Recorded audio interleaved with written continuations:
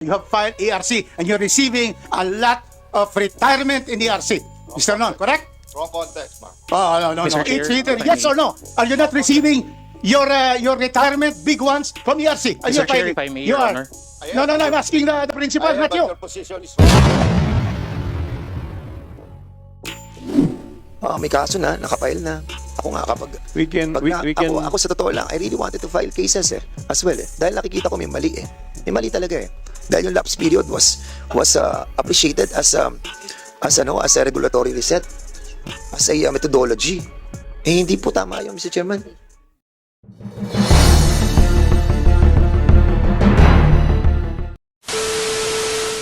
Who is this person sitting beside you, Commissioner Non?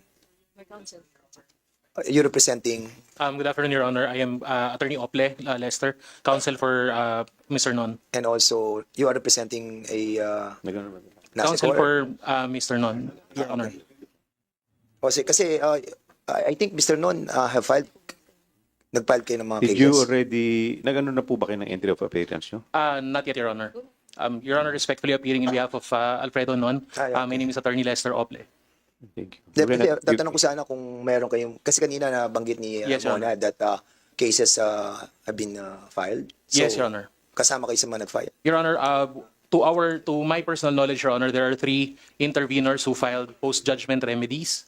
Mr. Non is, we are one of the parties who filed. We filed the Rule 43 petition before the Court of Appeals.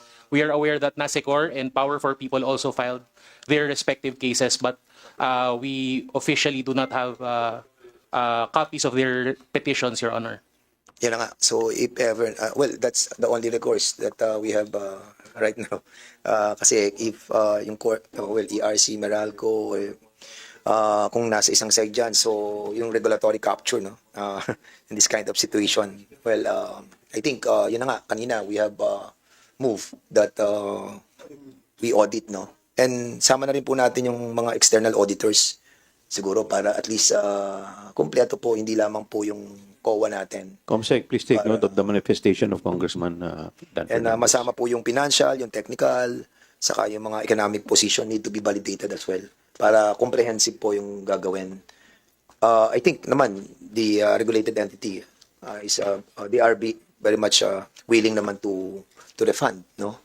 Kasi it is their responsibility. We can correct the error. We can correct the error. Nga lang, syempre po ang tinatamaan po dito ay consumer. Instead na 1 peso and 35, dapat yan, no? Piso na lang yan. Hindi ang laking ginawa sa ating mga mamayan. Yun lang naman po yung pinaglalaban natin dito. And I hope na naintindihan niyo po kami. This is our function. Yes, Congressman Rufus Yes, Rodriguez. Attorney Ople. So, Mr. Non has filed a case sa ERC. Chair, Your Honor, yes, we have filed against And he the was ERC. he was a commissioner and acting chairman of ERC. The cause for the 7 years lapse. If See? I But may, anyway, you don't have Your to Honor. answer. But you filed a case, Mr. Non, to ERC. What loyalty you have given to the ERC? Now, may I now move, Mr. Chairman? Mr. Chair. That is, it was your time that there was a lapse of 7 years that's gone on, Mr. Chairman. if I Let's may, set Your the Honor. record straight. Wrong context, ma'am. No, that's why you have filed ERC and you're receiving a lot of retirement in ERC. Mr. Non, correct? Wrong context, ma'am. Oh, no. Mr. Chair, It's either if I yes may. or no. Are you not receiving your retirement, big ones, from ERC? And Mr. you're Chair, filing. if I may, You Your are. Honor. No, I'm asking the principal, I am, not but you. your position is wrong. Anyway, No, that no, is his the answer. lawyer cannot answer. Yeah. Let Commissioner Non answer the The principal query of answers. Congressman Rufus Okay. Rodriguez. We filed the case not against CRC but against the decision itself. Because I know it is wrong. Now, if during the time my period was there, I cannot say I have known everything at that point. But it was me who gave the information to ERC about all these things Thank you. after my retirement. Thank you. I'm So sorry. it's just a fact that he filed a case Okay, thank against, it's really, the decision is of ERC. And it is therefore ERC which is the respondent. Mr. Chairman, now we are at a close. You have heard our privileged speeches from J.C. Abalos and also from Dan Fernandez. He has already proposed that to be able to make sure that this committee, who is a committee on good government, which is for malfeasance, non-feasance, and feasance, then an audit is certainly called for. Yes. So that those responsible in the ERC should be liable. And also those allegedly regulated agencies in connivance based on the privileged speech will also be responsible. Therefore, I join the motion to have the COA an external audit on what has happened in the entire lapse period and the present. And therefore, then, we close the proceedings, Mr. Chairman. With that committee recommendation, we close the proceedings. We cannot anymore have hearings. We're going back to our provinces. Yes. Yes. Yeah, before our good friend, a former colleague. So that is my motion. Okay. To adopt that and close this hearing. Thank you, Mr. Chair. With that as well, Mr. Chairman, with all due respect with Congressman Rufus Rodriguez, in fairness naman po sa mga commissioners natin and mga chairman before the decision, yung mga cases that were filed, I was able to read everything. And para maging fair lang kay Commissioner noon, I was able to read all your cases that you filed. And being a part of the ERC, you have done your part. But accordingly, kung ano man na nangyari doon sa loob, that I don't know.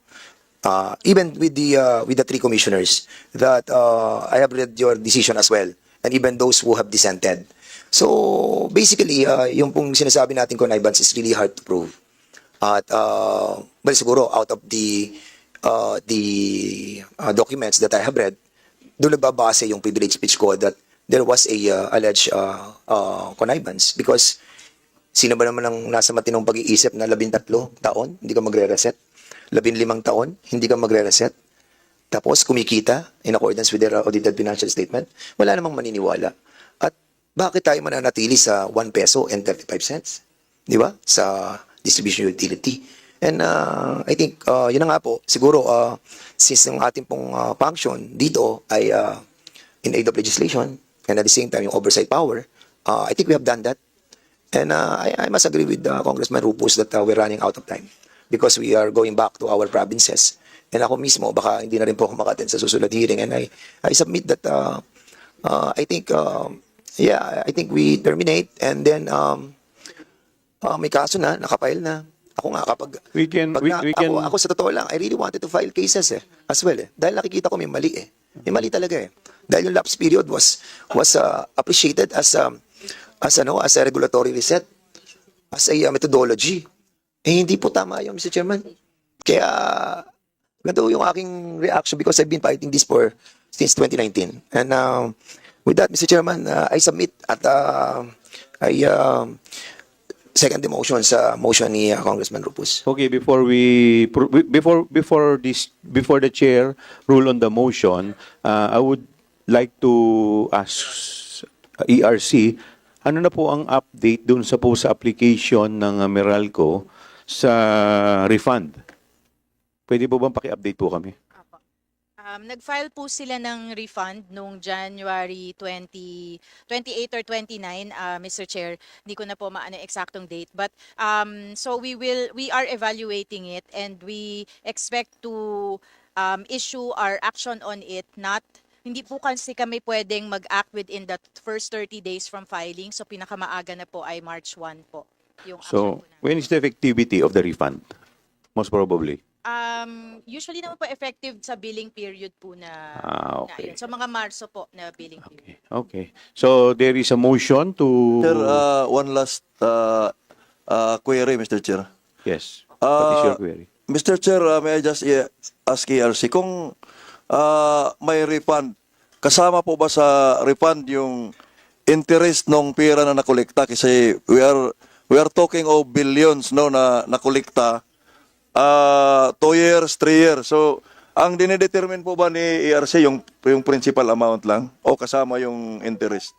Mr. Chair, pwede naman pong isama po yung interest, depende po dun sa period for refunding po. Thank you, Mr. Chair. Thank you. Lastly, Mr. Chair, this representation is going from here to the plenary to support the ERC for their strengthening of the ERC so that all the receipts will be done at the proper period with all the powers. So we're going there, right? You're also going there. So support the ERC's bill, which I am a co-author. Thank you. Thank you. Thank you, ma'am. Thank you, sir. Thank you po.